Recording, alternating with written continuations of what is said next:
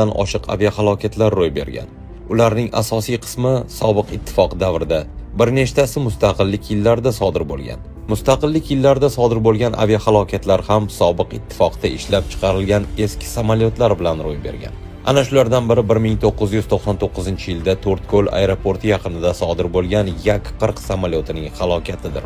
O'shanda Yak-40 samolyoti uchuvchilari To'rtko'l aeroportiga qo'nish chog'ida xatoga yo'l qo'yadi. Oqibatda samolyot aeroport chegarasidan chiqib ketib, qo'shni hududga qulab tushadi. Bu hodisada 2 nafar yo'lovchi halok bo'ladi va yana bir qanchasi turli darajada tan jarohatlari oladi. Yak-40 esa yaroqsiz holga keladi.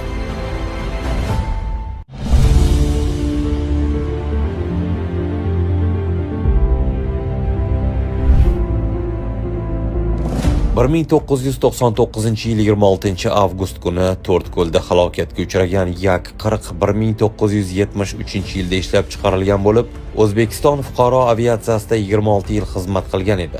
O'sha kuni ertalab samolyot 4 nafar ekipaj a'zosi va 29 nafar yo'lovchi bilan Toshkent aeroportidan parvoz qiladi. To'rtko'l shahriga yetib borguncha Yak-40da hech qanday texnik muammo kelib chiqmaydi.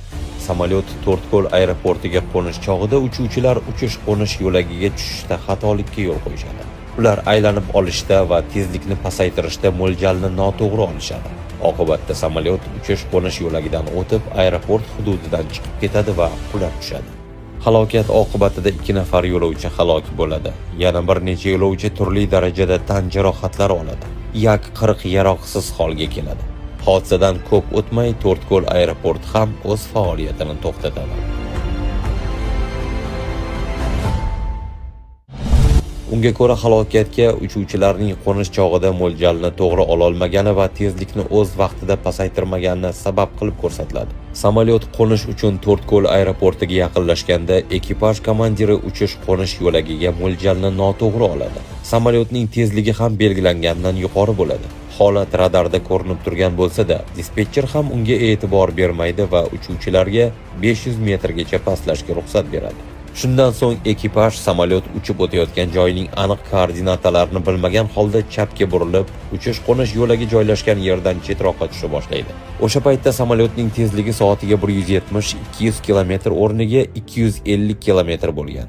Samolyot 500 metr balandlikkacha pastlaganida uchish-qo'nish yo'lagiga 4 km masofa qolgandi. Ekipaj a'zolari samolyotning uchish-qo'nish yo'lagiga nisbatan noto'g'ri yo'nalishda pastlayotganini ko'rib turardi.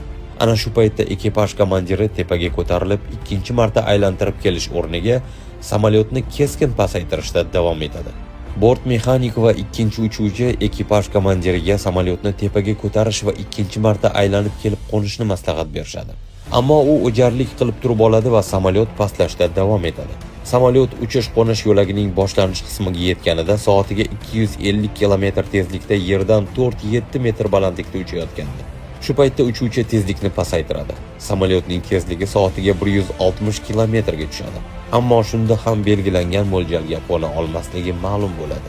Samolyot uchish-qo'nish yo'lagining boshlanish chegarasidan 965 metr o'tib ketgandan so'ng ekipaj komandiri tepaga ko'tarilib, qayta aylanib kelib qo'nishga qaror qiladi.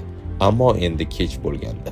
Ekipaj komandiri soatiga 160 km tezlikda yer sathidan bor yo'g'i 4-7 metr balandlikda uchayotgan samolyotni tepaga ko'tarishga ulgurmaydi. Samolyot uchish-qo'nish yo'lagidan 2 km o'tib ketib, aeroportga qo'shni bo'lgan hududda avvaliga elektr tarmoqlariga, so'ng daraxtlarga urilib qulab tushadi. Keyin fyuzelyaj yerda 130 metrgacha sirpanib boradi va tepalikka urilib to'xtaydi.